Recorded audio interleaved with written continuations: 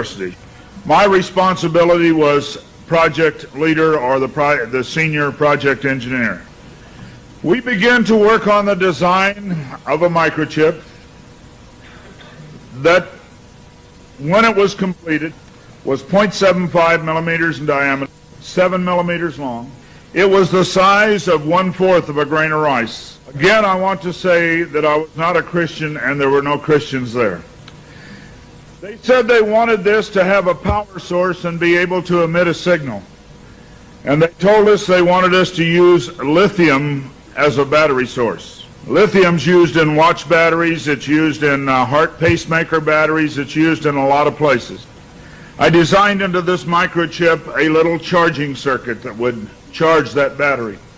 This sounds like a lot of technical things coming together, but if you'll bear with me 1 minute, you'll see what God has laid out about this microchip.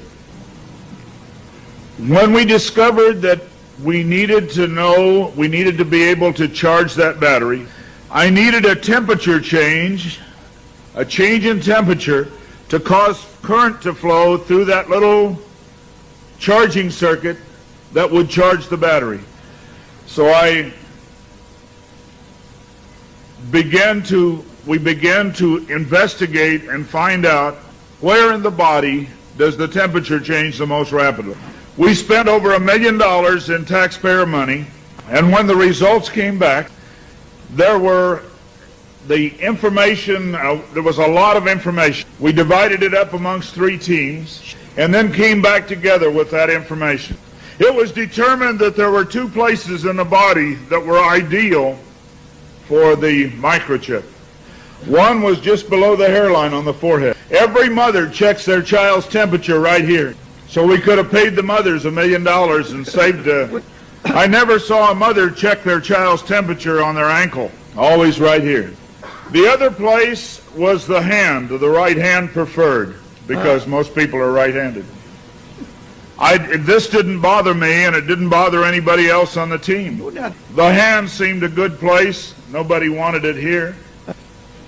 And so the design work, everything was completed. The microchip was done. You're seeing it now on some of the Discovery Channel presentations. There are people who have received it already. It is real. It's not something that's coming way down the road. They gave me a Bible. They told me not to read the book of Revelation. They said the book of Revelation is too hard to understand. So I waited, and I didn't read the book of Revelation for quite some time. Then one day I came to Revelation 13, verse 16. And he caused us all, both small and great, rich and poor, free and bond, to receive a mark in their right hand or in their forehead. I didn't like what I saw. I went back and looked up the word mark. I went to the Strong's Concordance, and I found that John had used 3 words for the word mark. Charagma, charicature, and charax. That was from the Greek.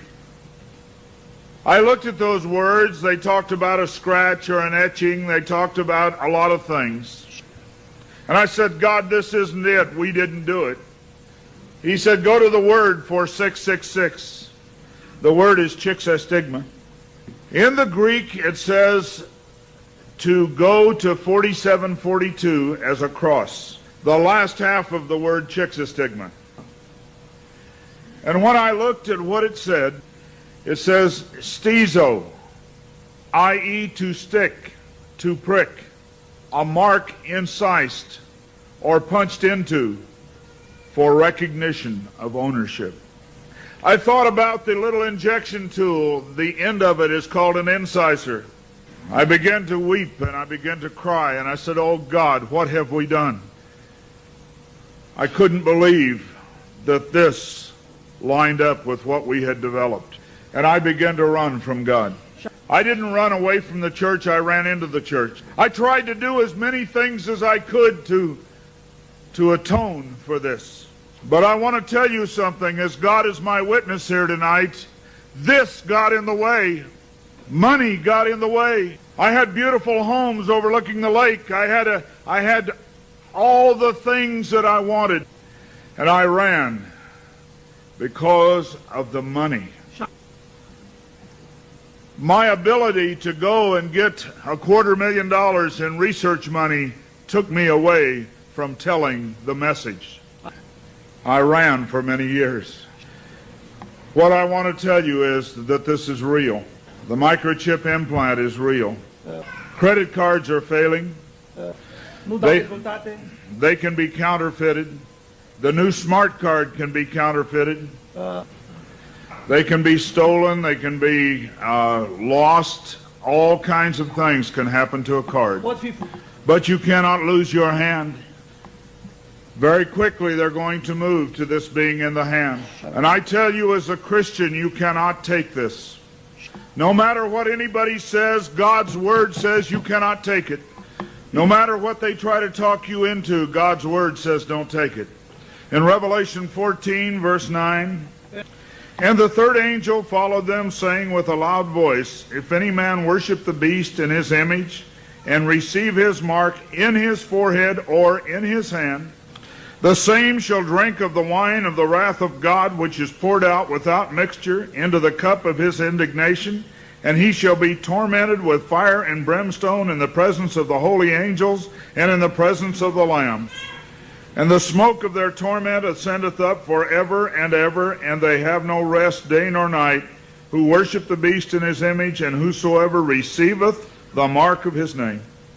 Here is the patience of the saints. Here are they that keep the commandments of God and the faith of Jesus. It's very simple. God's Word says do not take it. Today there have been over 15,000 babies that have been given the positive identification, the microchip.